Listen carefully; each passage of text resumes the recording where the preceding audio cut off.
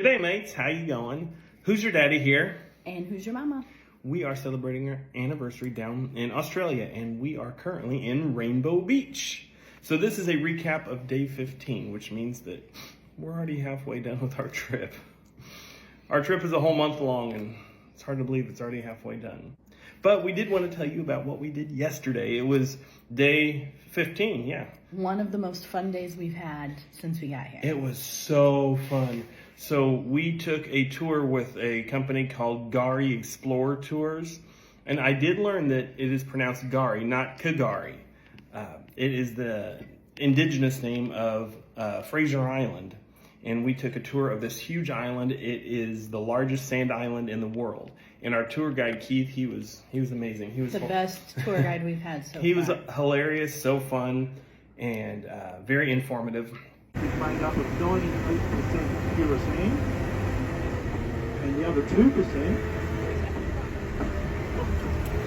is made up of 25 different minerals that relate to plant growth and nutrients. But he drove this 4-wheel drive bus, which was huge. I mean, it had these, it was high up off the ground and had 4-wheel drive, so it could drive around the sand island. And we had to take a ferry across the water. So we are on the ferry out to Gari, known in the indigenous language as paradise. We got our whole big bus on this ferry, and we're on the lookout for dolphins. Our tour guide said that he sees dolphins pretty much every day out here. We had this nice little resort there where we got to stop and get some breakfast. And I did notice at the resort, I think it may have been a little Americanized because instead of toilets, it said restrooms. And it was one of the first places I think I've seen any paper towels in the bathrooms. So I've noticed that almost every toilet we've used, there are no paper towels. And sometimes there's hand dryers, but a lot of times there's not even any hand dryers. You just gotta air dry, I guess. But anyway, we stopped and got one of my favorite breakfasts. We got a Vegemite and cheese scroll. They called it a cheesy mite scroll there. And I got a sausage roll. Once we got some breakfast and got going on this tour, we started driving through this rainforest, and it was absolutely beautiful, magical. And he was going so fast through these tight little turns. I was so glad our tour guide was very talented at driving through there, because there's no paved roads. It's all sand going through there. And it's supposed to be a 2-lane road, but it's only as wide as a 1-lane road. So he said the law of the jungle is what determines who goes past, and we were the biggest vehicle on the road, so we didn't have to stop for anybody. But anyway, he told us the story about some of these trees, these massive trees. There were some gum trees that had little squiggly lines in them. He called them squiggly gums. And it was funny, he said that those squiggly lines are caused by moth larvae that work their way through the tree, eating the bark, and then the tree will produce some kind of nutrient-rich scar tissue, and so at some point the larva will turn around and it'll go back through its path eating that nutrient-rich scar tissue, which is really cool, but gives the trees this cool little squiggly line look. And he said back when European explorers came to the island, they were thinking that all those squiggly lines were some kind of code by the indigenous people. Keith, our tour guide, actually taught us a lot about the Butchula people, which were the indigenous people to the island. And they just thought it was funny that the Europeans were they tried for like over a year to figure out what that code was, scrawled into the trees, and it was just the moth larva. But unfortunately, there are no more Butchula people living, but they still did a good job of trying to honor their legacy and their culture. And like, there's this creek that runs through the island where all the Butchula women would give birth, because the water is so clear and so clean. It's just a really unique type of environment, and they wanted to be one with the environment, and it was just beautiful. And the Europeans tried to log the island because there were a bunch of really tall, big trees that were like 1,500 years old, and they finally put a stop to that. And it's all protected now, which is really cool. They logged for like 130 years and took a lot of stuff from the island that shouldn't have been taken. Yeah. This is, because it's an island off the coast of an island, it's like a very isolated type of environment, and a lot of plants and animals that live only on that island. And one of the things that lives on there is dingoes. We got to see dingoes. 10 of them. Yeah. Not all together, just all scattered. Yeah, we were keeping a running dingo count, and we didn't get to see dingoes at the zoo the other day, so it was really cool to see them in the wild. And apparently, they're not really that dangerous if you are just smart about them. They have these signs posted, how to be dingo safe. Also, they're not scary. They looked like they wanted me to pet them. They did, but don't worry, we didn't. Nope, we were inside the bus. They were actually really cute, and they look so much like domestic dogs. Like, they just look like scrawny dogs.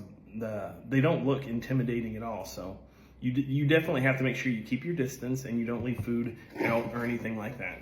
Oh, and the first stop we made on the island after we had gotten breakfast was this beautiful lake called Lake McKenzie.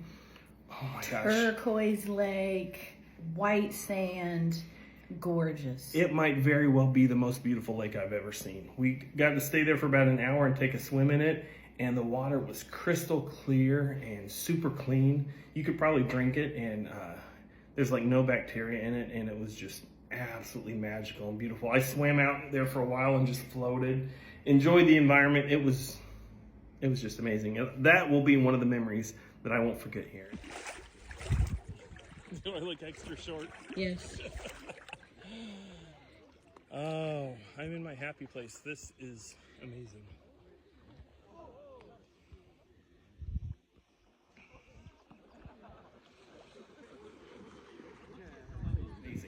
But he did scare me because the sand goes out so far and then it just drops off. And I forget how deep they said it was. Oh, like 30 meters, maybe? That's very deep. And he's just swimming out there in the middle like nothing. But it was so calm and peaceful. It's not like the ocean where there's a bunch of waves. It was just still and death calm could and peaceful. be right around the corner. There's not really much that wants to kill you except the funnel web spider.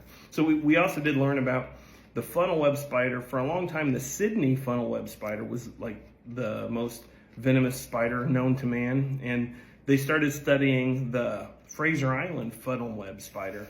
And because it was more isolated, it developed its own venom. And come to find out, it's like 6 times more venomous than the Sydney funnel web. So luckily, we didn't run into any of those. And there's also swamp wallabies on the island. We didn't see any of those either. No. We did learn how the dingoes love to hunt them. So I also asked if there's no domestic dogs allowed on the beach.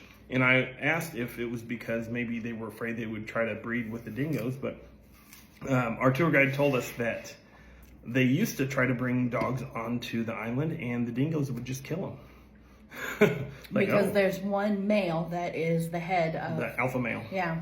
And he doesn't want any other dogs breeding with his ladies. So he just kills them off. Yeah, we went on a day trip to Gari. It's this beautiful, beautiful island off of Rainbow Beach. And we had the best tour guide ever, Keith. Keith was amazing. So after we did the little rainforest tour to see all the forests on the interior of the island, we went out to the beach and 75-mile beach. Yeah. It was so cool. He was just driving, flying by. It's like a roadway, but it's all sand, and you got to dodge the waves and go over bumps and stuff. And Keith let me sit up front for a while, so I got a perfect view of the drive. It was so fun seeing him dodge all the waves and everything. Getting ready to go on the next leg of the tour, and the tour guide let me sit up front. Look at this. Here's my view. I'm sitting on the wrong side. He said that they named it 75-mile beach because if you say it the Australian way, it's 123-meter beach. That doesn't sound as tough as 75-mile beach, yeah. I was just editing this video and I realized I forgot to say the ocean on Gari looked amazing and so inviting. We really wanted to swim in it, but we can't because there are sharks there. There's tiger sharks and bull sharks and great white sharks, so we didn't swim in the water there. But we really wanted to. We went up to this shipwreck called the Mahino. So this was a ship that was originally a luxury cruise liner when it was built in 1905. Then it served as a hospital ship in World War I. And then it was retired in 1935. After 30 years of service, the Japanese company bought it. They were towing it back up to Japan, and big storm hit, and it ran aground here on Gari. It's been sitting here ever since, over 80 years. Australia, the military did use it for bombing practice for World War II, so it's just like a shell, and you can't touch it, you can't climb on it, it's dangerous, but you can still get your pictures taken with it. Since all of the island is protected, they're never going to move it. They're just going to let it sit there for who knows how long until the ocean eats it up. And I thought it was just so pretty because the rusted red against the turquoise blue of the ocean in the background. The contrast was beautiful. So Keith told us all about the island collects rainwater, and because it's a sand island, it all just soaks down in there and collects on the bedrock down below. So it's always got a ton of fresh water, and it's got so much fresh water that it constantly leaches out, comes out of the bedrock and comes back out into the ocean. So there's all these little creeks and streams that are coming out to the ocean. And this one place called Eli Creek, we walked up to the top of the creek and got to wade down in, because it wasn't very deep. At most, it might have been waist deep in a few spots, but we were able to wade through it and just explore the creek. And beautiful, beautiful creek with this clean, clear, fresh water, which reminds me of that creek that I told you about before where the Butchula women would give birth. When you first looked at it, it looked like there was some kind of white foam algae. I didn't know what it was growing on top, some kind of scum. But it turns out when you looked at it closer, it was actually the sand, the yellowish white sand underneath the water. And the water was so crystal clear that you could see straight to the sand below. And it was beautiful. But anyway, walking down this Eli Creek was so much fun. There were some people in tubes floating. But we didn't have our bathing suits on, so we just walked. Yeah, but it was fun. It was a nice way to round out the day. And then we were driving back. This is getting close to the end of the day. And apparently the tide was coming in, and the beach was looking a little, what was the word he used?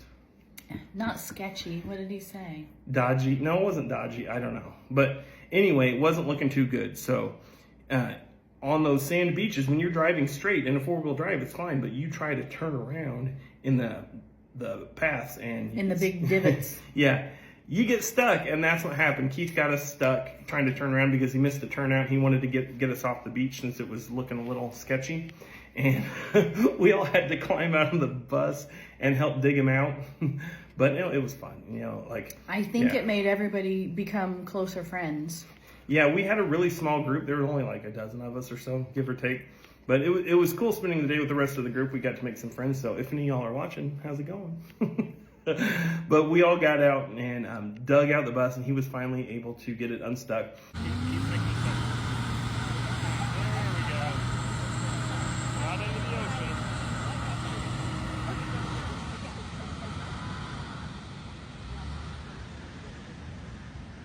Don't get any higher, mate.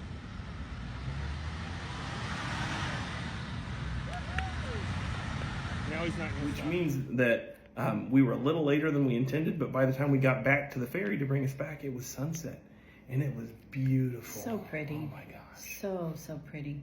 That was another magical moment, just standing there on the beach, watching the sunset.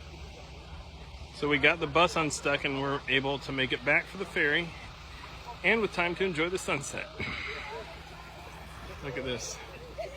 There's the ferry out there in the distance coming back for us.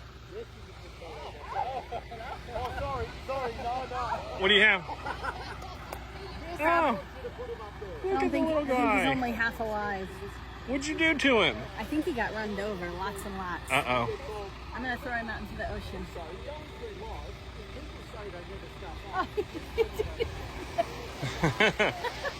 And dolphins jumping in the water. Yeah, we saw dolphins and whales out in the water. Oh my gosh.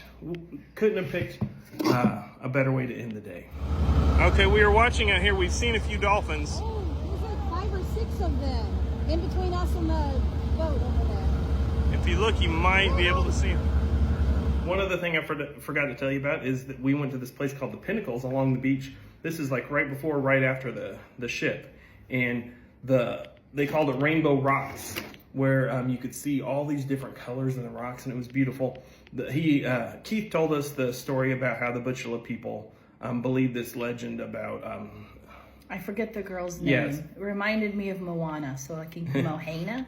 But it was basically they sent down a rainbow and it got scattered on the rocks, and that's what caused all the colors.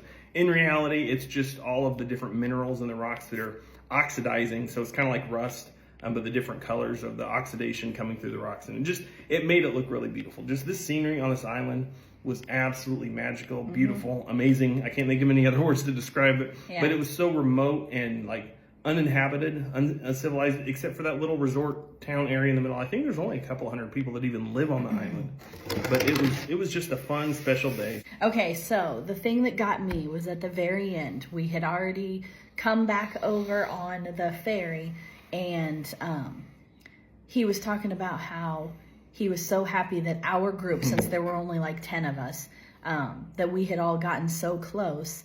And I'm going to start crying. He played a song that just made me want to cry.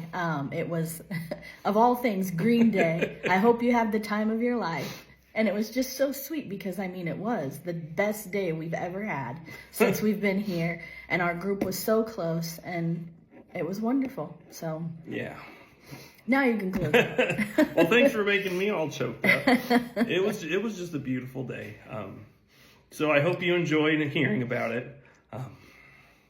Thanks for joining us on our adventures. We are headed up to Airlie Beach tomorrow. We've got one more day here in Rainbow Beach, and we'll tell you all about that in our recap tomorrow. So we'll see you then. Love you guys. Mwah.